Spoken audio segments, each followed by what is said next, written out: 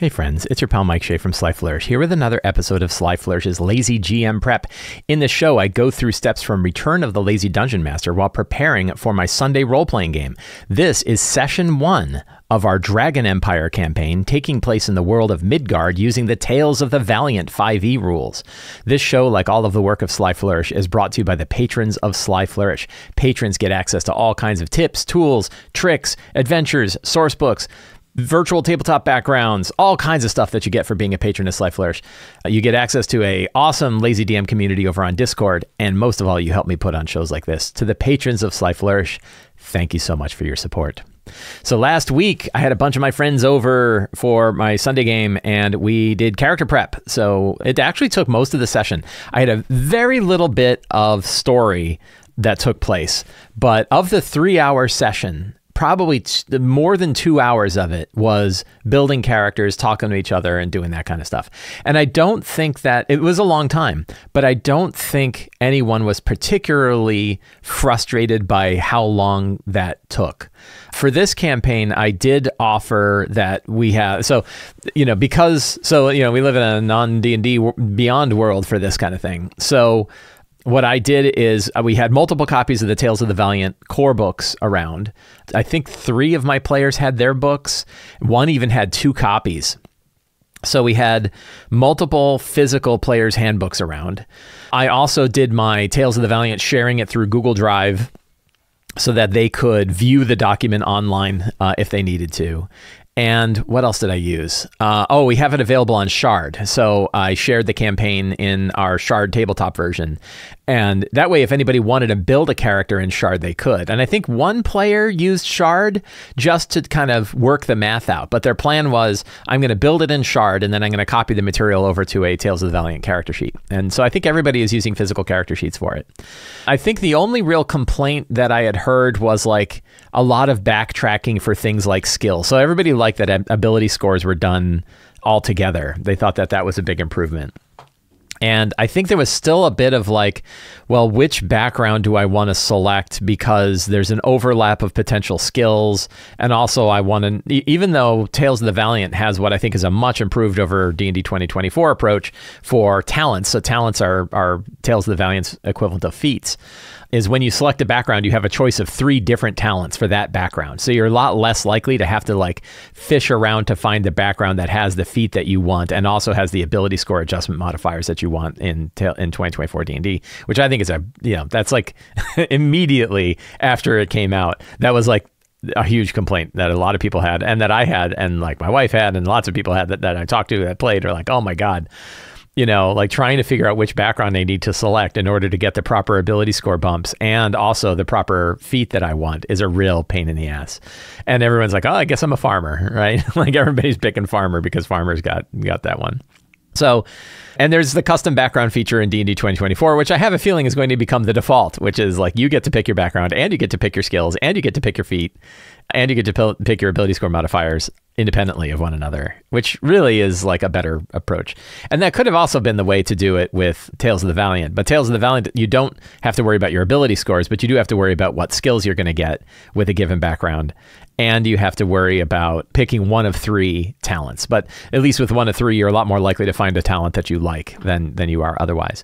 So we built out our characters, and I have some information. So I'm going to switch over. This is the first campaign that I am using in our Sunday game prep, where I'm using Obsidian to do my game prep. I have switched over to Obsidian from Notion. I have a new article that you can find. You will find it linked in the show notes. And it says, why am I using Obsidian for stuff? And what advantages does it have and stuff like that? And how do I do it? So that's all available in that Obsidian article, which you can find down in the show notes. So let's take a look at the characters for our Dragon Empire campaign here. We have 5 characters. 1 player was not there. We have Gaudenzia. Gaudenzia is a small folk gnome ranger nomadic outcast.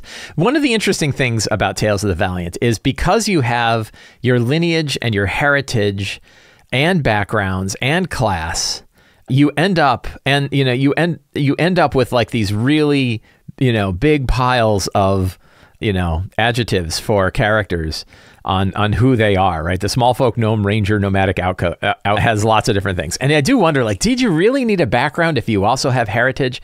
I bet you that a system could streamline things a bit if you want to have it streamlined, where your background and your heritage are really the same thing. So Gaudenzia runs the food truck at the 440 Fingers. There is a food truck. Blue Glacier, the White Dragonborn, operates the food truck out there, and Gaudenzia and Blue Glacier operate it together. They have a particular type of bottled water that they serve, but I can't remember what the name of the bottled water is. We have Kalindra, known as Cal, who is an elf druid cottage homesteader. Her mother is Ordanthia Darkbloom, and she lost everything. So she was, I should add some details here, lost their vineyard to the Dragon Empire. Whoops. And got divorced from her wife as a result. And now kind of moved home to her mother, or Ordanthia Darkbloom, who is a shadow elf that is the local apothecary.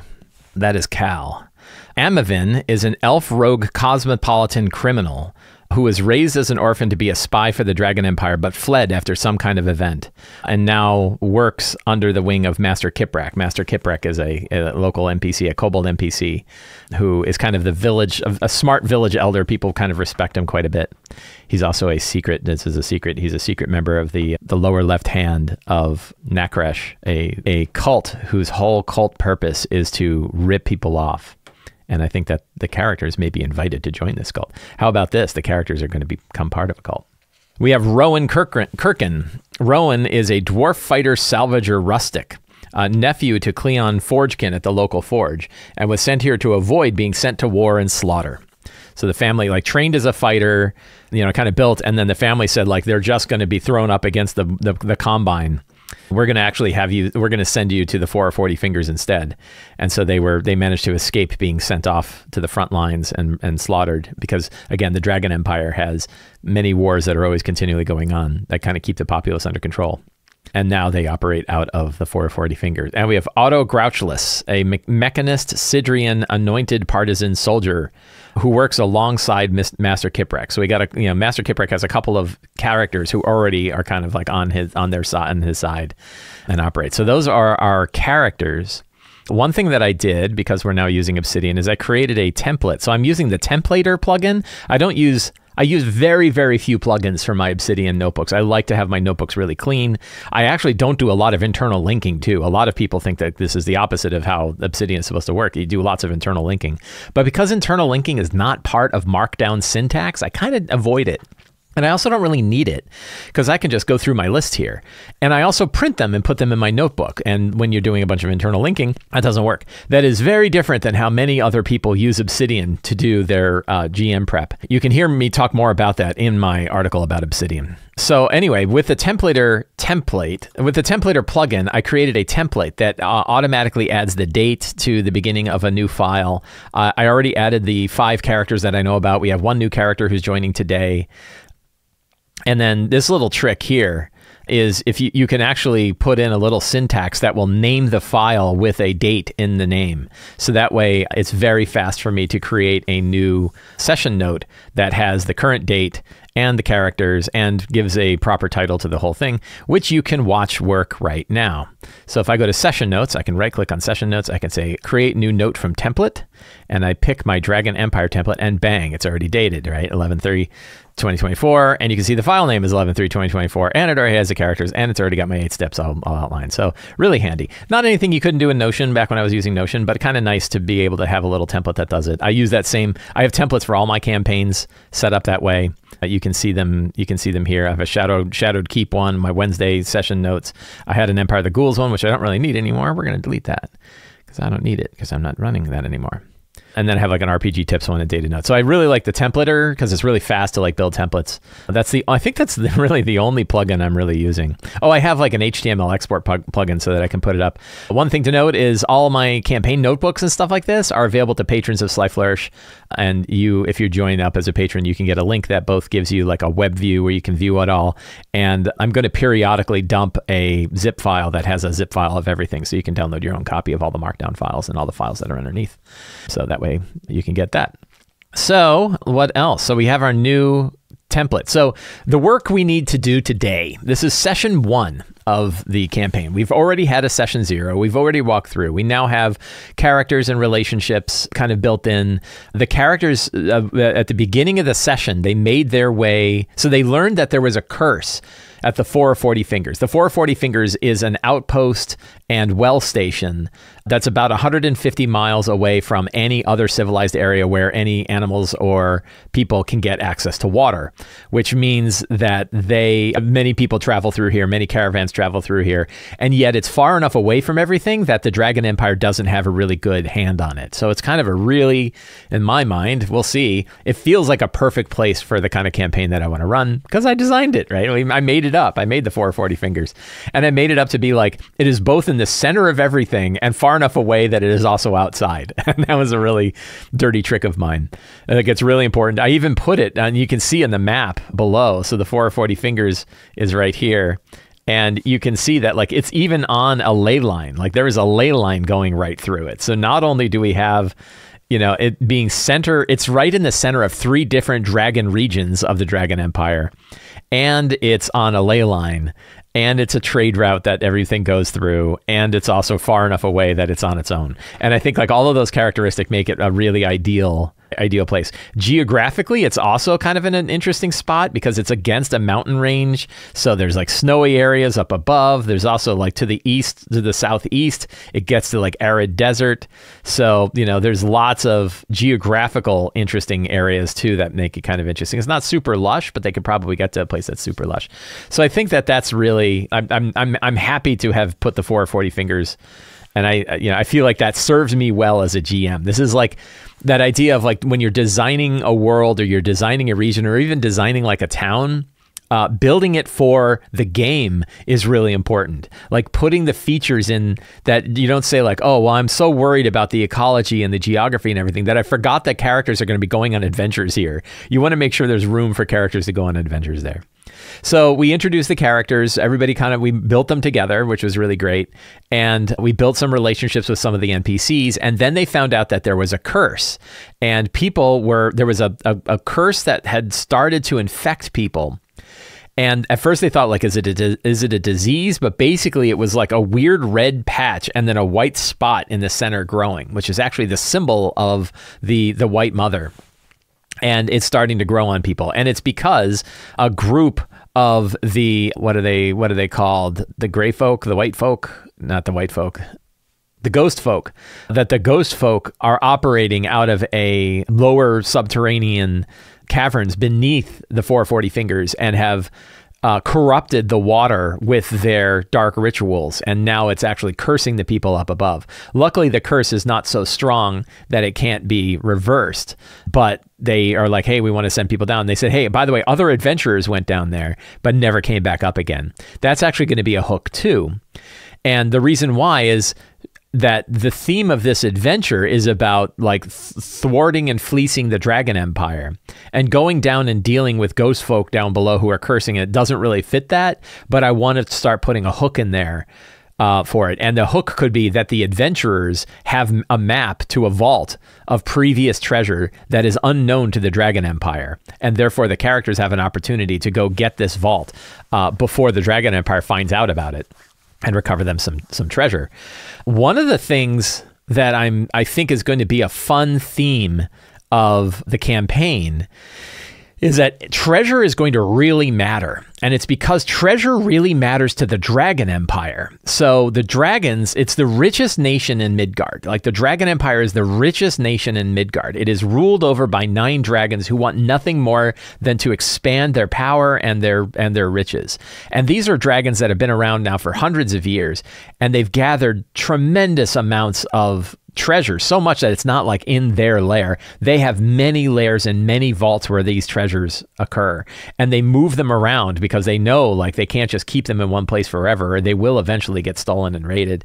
So they move these monies around. They also have these wars going on, and treasures coming back from those wars are traveling across, and it's sitting on top of old ruins from before the Dragon Empire, when there were just dragons in the areas and things like that. And when you have the sultans, the previous like 10 sultans who operated as the figureheads of the dragons, they had their vaults that were kind of hidden around as well. But one thing I think is going to be fun about it is not only can this campaign be built around going out and hunting treasure and finding treasure, except if you find treasure from a dragon, it is illegal for you to own it personally. This is something I'm kind of adding in. Any treasure in the Dragon Empire belongs to the dragons, whether it has been discovered or not. And they may hire explorers to go find the treasure for them, and then might give them a nice like 5% finder's fee. But 95% of what they find goes back into the Draconic Hordes and is owned by the Dragon Empire, and probably split among the Dragon Lords among themselves, or given to the Dragon Lord who rules over the territory where it is, most likely. And that is a really fun thing to subvert, which is not only can we can pour money onto the characters, but they can't show that they have it, because if they do, the Dragon Empire is going to come after them saying like, hey, where did you find all of this gold that you're spending? So money laundering is going to be a big factor as well. Not only is the discovery of the treasure a big important thing, but what you do with the treasure and how you move that treasure around is another one. One thing I'm probably going to keep in mind is I think that I don't really want to have things like a bag of holding or a portable hole be a thing, because it's too easy to hide their treasure that way. It's far more fun if you have to like deal with hundreds of pounds of gold and figure out where the hell you're going to stash it so that the dragons don't find out that you have it. The other one is the dragons have minted their own coins, so they know where those coins are, and nobody knows where the coins are better than dragons do, right? You think about Smog and the fact that he knew when one object was taken from his hoard, he knew it immediately. He had a hoard as huge as a kingdom, and he still could immediately tell when something had been stolen.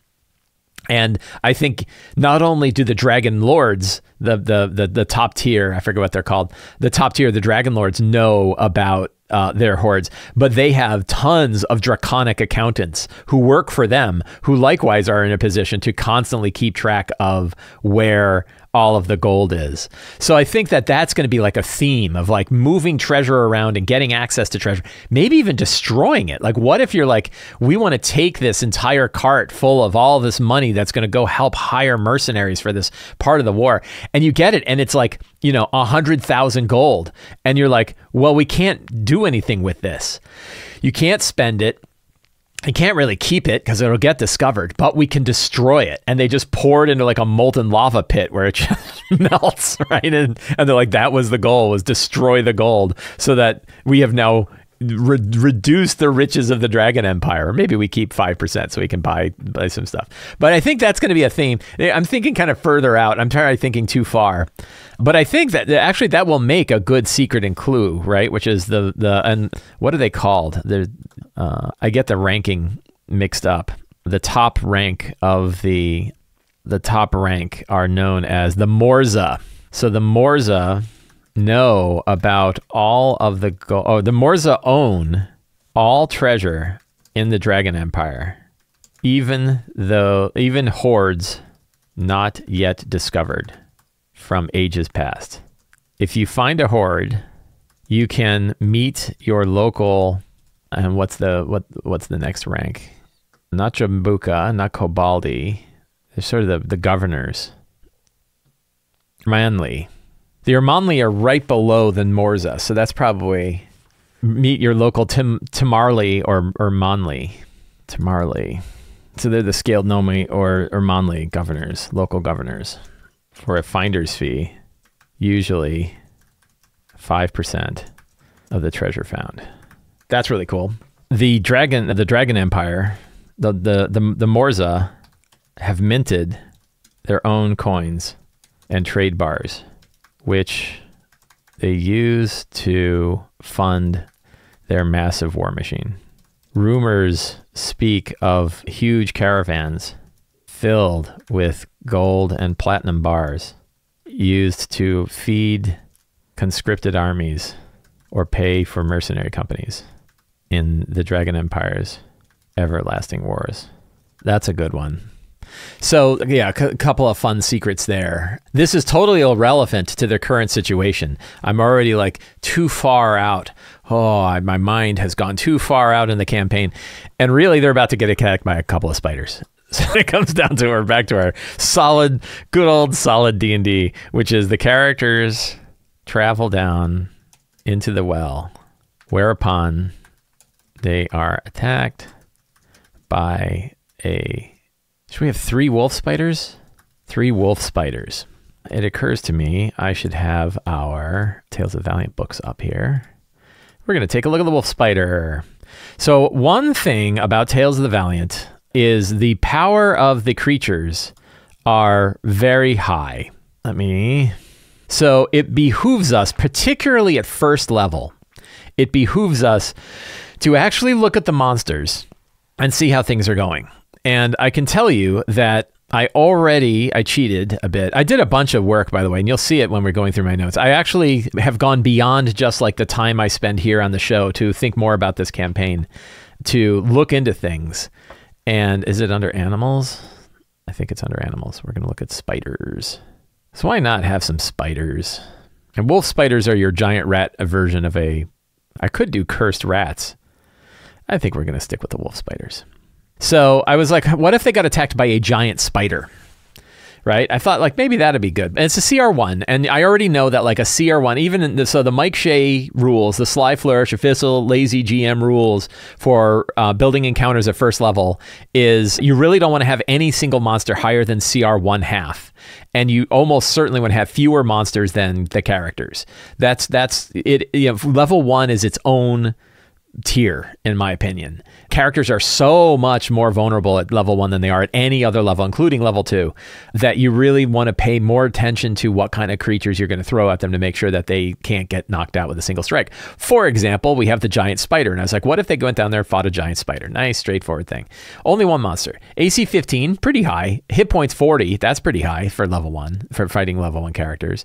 A bite is +5 to hit, which is high. 7 poison damage, that's a lot. And the target must make a DC 13 con save, taking 10 poison damage on a failed save, or half as much. So that would be 12 minimum and 17 high. That is enough to potentially kill a character outright. And if they had taken any damage, it may definitely kill them, but it will certainly drop them. Then they can web as a bonus action. So they have a lot of stuff going on here. But that's too much. So I'm like, okay, we're not going to do a giant spider. But already, and this is not out of hand, because a CR1 giant spider, it's already doing a lot of damage. Like 17 potential damage? 17 damage at CR1 is a lot, right? When you do 7 damage per CR, sort of the benchmark. It's still a lot. But we already know that a CR1 is probably too high for a level 1 character. That level, even though you think that that's probably appropriate, it's really not. So then we're like, well, what about wolf spider? Giant wolf spiders aren't so bad, right? And then they're only CR1 quarter. So we look at those, and AC 13, very reasonable. Hit point 14, very reasonable. They can spider climb. They have a standing leap, and they have a bite attack. +4 to hit, very reasonable. 5 poison damage, or 5 piercing damage, and the target must succeed DC 12 or take 5 poison damage. And if it reduces into 0, they're stable, but poison for 1 hour. So that's not bad. It won't actually kill people with the poison damage. And it's 10. If somebody has a really bad go with those, they would take 10 damage. Usually the characters have about 10 hits. So we're looking just at that amount. And then they have a hunter's leap where they can jump 20 feet horizontally or up 10 feet vertically toward a hostile creature it can see. The movement does not provoke opportunity attacks. So you have little giant spiders that are zipping all over the place. That seems really fun. We have 5 characters. So I think 3 giant wolf spiders is probably reasonable. I don't think we're going to see a situation where like 3 giant spiders. If we wanted to be a little bit easier, we might only do 2. So I'm going to think about that. But I think this is on page 357. Put your page numbers in your notes for future to help your future self. So that is down in the well. And then scenes, we have giant spiders or wolf spiders attack, finding dead bodies, exploring the underground river, facing the ghost folk. I like ghost walkers better than ghost folk. I'm going to change the name because I think ghost walkers sounds cooler. Facing the ghost walkers and the cultist of the white goddess. Destroying the defaced altar. The cursed effigy of the white goddess. and then finding hints at future treasure, and then the next paths. So the next, I don't want to think too far ahead, right? We want to focus on the session that we're building. But this is one where there's like an adventure that they're going to be on, and then they're going to have options about the next adventure that they want to go on. And I want to offer 3. I want to kind of have 3 quests that they could go on. They're going to be second level at this point. So I want to make them kind of appropriate for second level. I have some ideas, some kind of big ideas about future things that I want to do, but I don't know if they're really appropriate at that low level. For example, I really like the idea that the characters have the option to go smuggle in a smuggler from Nuria Natal into the 4 or 40 Fingers.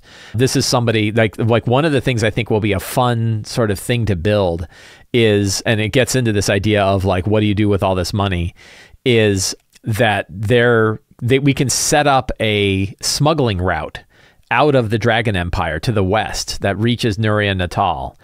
And it's got all these intermediaries along the way, and it's got this path, and they have like secret ways to try to travel things, move things past. And that way they have a way to smuggle goods in, and they can smuggle treasure out, and they could smuggle people into the Dragon Empire. So it sort of breaches the boundaries of the Dragon Empire. But they need someone from Nuria Natal in the 4 or 40 Fingers to be able to do this. And I think having somebody do that will be good. I think that's probably a good quest. That would actually be a really good sort of 4th to 5th level quest. So I think that will be something that we drop in after our next set. So then we want to think about like, what are 3, and I think we'll do it now, even though I've got more work to do on the session now, is I really want to have like, what are the 3 possible quests that they have? One thing that I did is I have my campaign notes. We're going to rename, that's fine. Campaign notes is fine. Dragon Empire campaign notes. So I have this list of adventure ideas.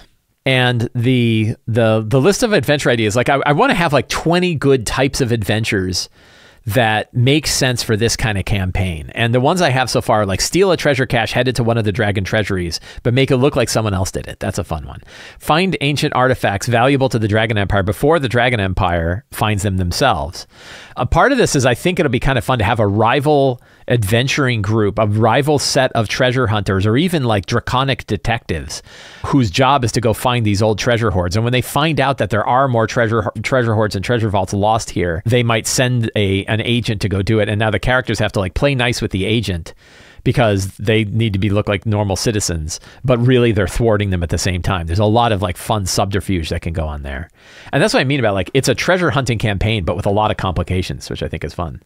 So destabilize the armies headed to war with Nuria Natal, smuggle spies and agents into the Empire from other regions, rescue rebels from draconic imprisonment.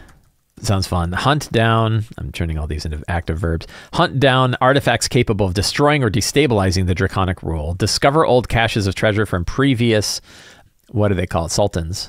From previous sultans and sultanas. That's one. What is it called? Like you want to like dethrone and delegitimize local lords. Local, what are they called? The ranks. There's 2 ranks that are important. The Timolari and Ermonli. I can't spell these things. Tamarli and Ermonli. So they want to like, you want to make them look like idiots, and making them look like idiots, I think can be really fun. Yeah. The whole like Inglorious Bastards quest series, I think can work really well of like, are the characters, I mean, you would probably want the characters to be the Inglorious Bastards in that situation. But I think actually it works that like when the Inglorious Bastards are smuggling in a spy from the British to act as a German agent to go to the big theater, and it all goes totally, haywire. I think that can work well, that like they're already operating inside enemy lines kind of, but then in this case, they are actual members of the group that are trying to destabilize it. But I think that could be a fun one. And that's that idea of like smuggling in spies from other groups. What else could they do? Capture and destroy resources intended to fuel the war machine. Set up a smuggling route into and out of the Dragon Empire. I think in particular, we're going to focus on like this Nuria Natal idea. I think that will really work. What else? So I need to get, like, what are the smaller quests, right? So I think of, here's a real straightforward one, right? A dangerous creature is said to protect a treasure hoard sought by the local who put a bounty on the creature, and I can't spell creature, and a 5% finder's fee. So this would be cool. So they're going to be second level, which means they can start facing like first CR1 monsters. So we could have another kind of CR1 creature. Why don't we go back to our monster list here, and we're going to go down to the CR listings and look at what kind of monsters would make sense. So, brown bears, death dogs. A death dog would be fun, because then you can have death dogs and wolves. Death dogs, quasits, devil, let's see what other creatures we got. Ghouls, of course, harpies, hippocampus. I think the death dog is a really good one. So we could have, and we can stick this right in we can put this as one of the options and who's the guy's name? So I made an NPC list now too, and we have Morris Gemborn, who is a Termanli, put out a bounty to defeat a hideous creature guarding an old ruin of a previous sultan and the treasures buried beneath the vault, beneath the ruins, offering a bounty of XGP and 5% of the treasure received. And the standard 5%. They're like the worst kind of Apple, 30% fee. It's like, oh, you want to work with our app store, the Dragon Empire app store? It's going to cost you 95%. Here's my little unshittification talk for today. So that is a future quests. That's a good one. Another one could be that they found the characters found a map on one of the explorers to a forgotten crypt of what would it be? Disgraced. I can't spell disgraced. So with this, oh my God. There we go. Yay, I can spell. Of a disgraced, I guess that's not spelled right either. It's with a G. Disgraced. Got it. Characters found a map on one of the explorers to a forgotten crypt of a disgraced Ermanli, said to have hoarded. I think that could be cool. Maybe they don't know like what the treasure is, but they're like, oh, well, we've got a map to this old crypt that these adventurers found. And they have coins that show, these coins are like hundreds of years old that have the mint of that sultan on it. I have a list of sultans too. So I have one other thing that I have. This is some homework that I did ahead of time, but it's homework I highly recommend, is a faction list. And I created a far too big faction list of the different sultans. So let's do a roll here on my faction list for sultans. I have 10 sultans. Boop. 4 from the time of Sultan Trebizond, the shadow of the dragon, long ago. So we can put that in our notes from the time. That's really during the reign. So that's cool. So that's 2 treasure hunting ones. Another one could be, let's see, a Master Kiprek found out that a trade caravan is actually smuggling is actually a front for the dragons to bribe officials at the borders of the Dragon Empire and the Southlands. He tells the characters that they could. So what's the motivation here? Right? So Master Kiprek found out that there's a trade caravan that's actually a front for, and probably for, one particular dragon. So I'll go back to my faction list here, because there's 3 dragons that operate in the area. So the Adishah is the fire dragon off in the east. Probably Parsis. And no, I mean, yeah, so we have Parsis the Hidden and Ibalan the Illustrious. Probably Ibalan. I think Ibalan's going to be kind of a main villain. A front for Ibalan the Illustrious to bribe officials at the borders of the Dragon Empire in the Southlands. If you wanted a quick score, this is a way to do it. It's small enough that any ravaging bands might have taken it. as it makes its way west. So I think that, so that way they have 2 quests for like going to a place and dealing with, one's like a monster hunt, one is exploring an old dungeon, and one is actually like hitting a trade caravan. If I had to guess, I bet the characters are going to go for the trade caravan one because it sounds kind of more non-normal than the other one. So we'll see. So I think, you know, we'll find out. And I don't even know if they're going to be at the point to do this in the next one. So what are some secrets and clues? So we already have that the Moors own all the treasure in the Dragon Empire. Explorers, some crafty explorers, still manage to find treasures outside of the eyes of the Dragon Empire. But if the DE finds out, they could be nailed to a stake or burned alive. The Morza have countless accountants who manage all of the money and treasure of the empire. Much of this treasure moves throughout the empire as tribute from one dragon to another or to fund war activities. They're countless wars. I think I've said countless wars before, but whatever. It's my own notes. Who cares? What else? So that, you know, the ghost foe. This one I think is kind of fun. The ghost walkers are a greater threat to the Dragon Empire than they let on. Even speaking of the ghost folk, of the ghost walkers, as a single faction is illegal among the Dragon Empire. They want the Morza, not even the Morza, but the what's the top rank? Yeah, the Ermanli and the Sultan don't want people to know about the threat. The ghost walkers have countless labyrinths, have vast labyrinths beneath the empire and are largely safe from the dragons because of the narrow corridors that connect their empire, their chambers. 2, 3, 4, 5, 6. 1, 2, 3, 4, 5, 6. I have 6. I need 4 more secrets. What are some other secrets? Finding, I mean, it's kind of a secret. Let's see. Let me think. So I'm thinking about what they're doing. So they're going to go down there. Oh, the ghosts worship a twisted deity known as the White Goddess, I think. Let's go to our book here. Dark Gods. The White Goddess. Yeah, twisted deity known as the White Goddess, who they refer to as the Pale Matriarch. Anything interesting about this? A sun-like splatter of blood on a white field. That's a good one. I don't know if we need any more stuff for that. Any other, well, so what other secrets could they discover down there? Anything more about the ghost walkers?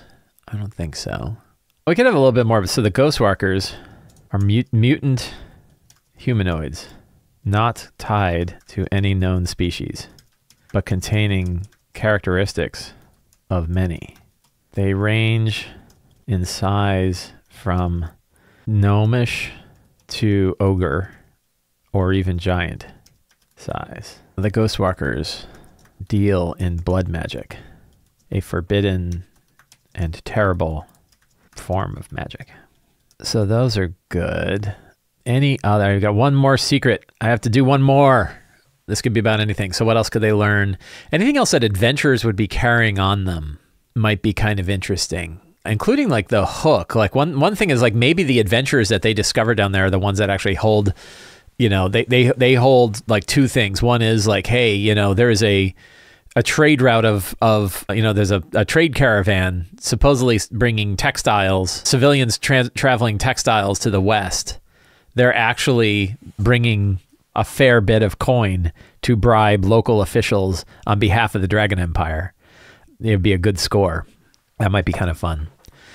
What else do we want to know about the Dragon Empire? I mean, we have like the 3 secrets. So I think we could do a secret about like who currently, I think the dragon that currently rules over the area, the one that, you know, that I think this is a good point about the 440 fingers, is that Ibalan the Illustrious currently rules over the 440 fingers and is Morza to the local governors.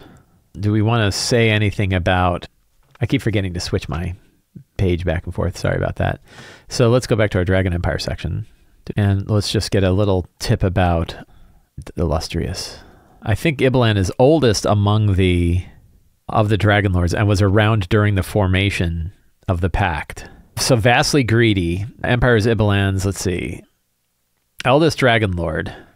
I don't know that the fact that Ibalan is dead and was present and architected Pact of the Marathi.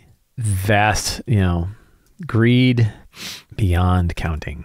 That's a good secret. Okay.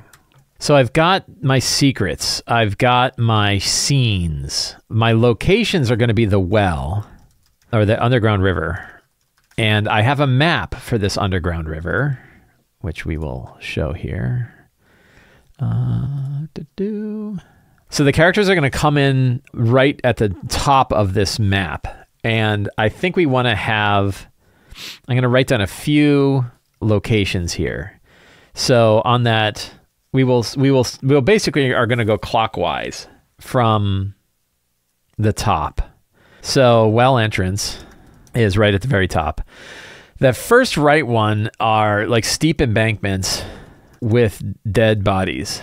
That lower right one, I think that there's going to be a collapsed wall, so I don't think that they'll be able to reach. So, because I have a Dwarven Forge setup that I want to throw in that lower area, so I think that that is going to be the lower right area is going to be the effigy of the Pale Mother.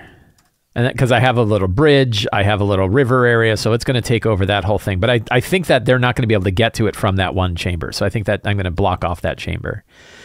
Then we could have a ruined temple or ruined shrine to what? Ruined shrine to, and then let's use our faction list. We'll do it to Gods of the Empire. My faction list is far too big. To give you an idea, so the faction list is now a multi-role faction list. I have Gods of the Dragon Empire, Southern Gods, which there are 20 of those. The main dragons are the 3 local ones. The 4 other, or the other dragons, there are 6 of them. The 10 sultans and sultanas of previous time. The 4 pre-empire dragons, which I made up myself, and then 4 factions. So I actually can roll a die to determine which table I'm going to roll on. But in this case, I know it's going to be a God of the Dragon Empire. I think we're going to go with that because it makes sense. That's one of the advantages of having a multi-roll table like this, is I can say I just want the Gods of the Dragon Empire. 7, Velis the World Serpent. So I think we're going to have a temple to Velis the World Serpent in that area. That's going to be that lower right temple if they want to continue to explore. And I think, why not continue to explore? Then directly south, we have another kind of open one. Pillars of former, these are like draconic lords of previous ages. I think there's like an old temple that's like below here. We could have, so an interesting thing would be, what if that shrine down there is a shrine to, an ancient shrine to Nakresh? That would actually make more sense. So instead of the shrine to Velis, it's a shrine to Nakresh. And pillars of former rulers of Nakresh, previous ages. Because I want to kind of introduce the cult of Nakresh, which I think could be kind of fun. So those are those pillars. And then south, there is a chamber that could be like a monster lair. I don't know what kind of monster. Maybe we'll find out. Then going around to the lower left, we have the water area. So we could have like a continuation of the underground river, but it's probably completely submerged. And there might be a water monster there. Then it looks like we have some sort of like humanoid. Oh, we could have a water. There could be like a shrine to a water god. And let's see. I don't know if I have one. Let's see if there's any good water god. We could have like a shrine to Anu Akma. That's a god of the underworld. It's funny. There is like a crocodile god in the Southlands. There's a god called Apassus. That's really cool. Sobek. So I think. Obsidian here. So a shrine to the water god Sobek in that lower one. That might be fun. Then we have these, like, we can call them the Howling Pillars. And then as we travel north, we have kind of an open area and then sort of a little separate spot. So what would those be? So if they headed directly west, what would they find? Could there be, we could do something like a hag lives down here. They've dealt with hags before. Like, I've already had a hag underneath the thing. Like, I did that in my last campaign. So I think we want to use something else. Well, you know, let's, for a moment, jump over to our monster. Actually, I think the Game Master's Guide has it. So let's open up the Game Master's Guide. Get some help here. TOV Game Monster Players Game Master's Guide. Get rid of all this cruft at the end. There we go. And we're going to go to our random tables. Random encounter tables. And we are going to do, we'll do underground. And this is tier 1. So we'll roll a 12, good old 12-sider. Boop. 2. Passage slopes downward sharply and loosely. Slippery stones cover much. PCs navigate the bits of rubble, triggering and piercing choruses. It strikes a patch of shriekers. So we could have some shriekers. That's not bad. We can do shriekers. And then 9. Ogres engaged in a brutal brawling fight. I don't think we want to do ogres. I already rolled 2 again. 4. Silver dragon wormling stuck in a primitive trap. That doesn't really fit. We could have a bat. So I see a small cavern, smells sour, and there's a basilisk. What level is a basilisk? There's CR3. So we could have like a super dangerous one. Why not? They could always come back here. The howling pillars, the frozen statues, and we have the basilisks there. And I will make it clear to them that basilisks are absolutely deadly to them until they're like 2nd or 3rd level, but maybe they'll come down. So we have, you know, we're going to let and that'll be these upper left areas. I think that will work well. Notable NPCs. I'm going to actually just steal this right from my current NPC list, just so I have it in my notes handy. And monsters, I'm not going to worry about that. So treasure. This is the last thing we're going to talk about is treasure. I have looked at and spent a fair bit of time looking at the treasure system in Tales of the Valiant and the Game Master's Guide. And I am not crazy about it. So the treasure system in Tales of the Valiant is the last thing we're going to talk about today, because we got things to do. So where is it here? We'll go to index because I can't find it. Treasure 171. So the treasure system is magic items. Here we go. So it's kind of buried, but the treasure system, their approach, and every approach to treasure systems is kind of interesting. They basically say you build a bundle of treasure for a level range. So in this case, you have a level 1 to 3 bundle. And this is all of the rewards that you would give your group across all 3 levels, 1st, 2nd, and 3rd level. I spent some time like digging into this to figure out like how it works. And I've come to a few conclusions. One is, it's got numerous problems. One problem is having a single giant bundle that you have to split out across adventures isn't to me nearly as useful as having a bundle that I can do every session. I just know that it's roughly close and it's fine, and I'll just do a session per bundle. I either reward it or I don't, and they get plenty of treasure. So to me, I would rather have bundles that are built around the idea of the discovery of 1 session's worth of material, which is actually what D&D 2024's Dungeon Master's Guide does. We're going to talk about that a little later in the Lazy RPG Talk Show. But one other thing is it says like, okay, 3 common magic items. That's no problem. There's a common magic item list, and you can roll for common magic items right here, and you get it. Then you get this one, 2 common magic armors. Well, there's no list for common magic armors, and there are some common magic armors listed in here, but there's only a couple. And if I'm offering 2, I'm going to offer the same ones over and over again if I end up doing common armor elsewhere. There's only like 1 or 2, but there's no list. So now I've got to go hunt through the list in order to find the magic armor. They do the same thing with common magic weapons. There's really not many common magic weapons, and I look through here and I can only find like 1 or 2. You know, so that's kind of weird. Then they have this like 1 to 4 first circle spell scrolls or 1d4 uncommon magic consumables. Well, the uncommon magic consumables isn't hard because you can go right here, you roll in this list, and that tells you what you get. However, spell scrolls of 1st and 2nd tier are on that list, which means you have either you're giving away 1d4 first circle spell scrolls, or you're giving away 1d4 common magic items, which may also include spell scrolls. You just made me go through this extra work when you could have just said 1d4 uncommon magic items, because that will include spell scrolls. Like in this case, there's a 50-50 shot you're going to get 1d4 first circle spell scrolls, but I think it's like, what is it here? You know, you're 15% likely to get spell scrolls anyway. So it's really, that is bizarre. Then you have like 1d6 common or uncommon magic ammunition. Again, there's no sublist for magic ammunition. There also isn't a random list for what kind of ammunition it is, so you have to create that. Or one second circle spell scroll. That's a real pain. And then you get potions of healing. So that's all fine. So I created like a little generator to build this for me. But I realized like I just like my own generator better. And of course, it's like if you like your own thing, you can use your own thing, which is what I'm going to do. So I have my 1 to 4 treasure hoard generator, which is now tuned for all 4 versions of 5e that I typically work with. Level Up Advanced 5e, D&D 2014, D&D 2024, and this is usually more gold than Tales of the Valiant offers by a significant amount. But I think it's actually okay. And in this case, I got, I have a nice treasure parcel here of copper, silver, and gold, and some other stuff. But I probably this isn't bad. This isn't bad, but I think I like the magic items here. So I think we're going to drop those into my treasure. But I want to give a mixture of other stuff. And I think like, let's see, a masterpiece painting doesn't make a lot of sense. It could be kind of fun. The idea that like one of the adventurers had discovered a masterpiece painting of a former Timolari from a long time ago, and now it could be moved, but this technically belongs to the Dragon Empire. Are they going to sell it or not? So I think that could be kind of fun. So I'm going to drop the gold in there. So they find copper. Nobody cares about copper. They find silver. Generally, people don't care about silver. They find 263 gold pieces.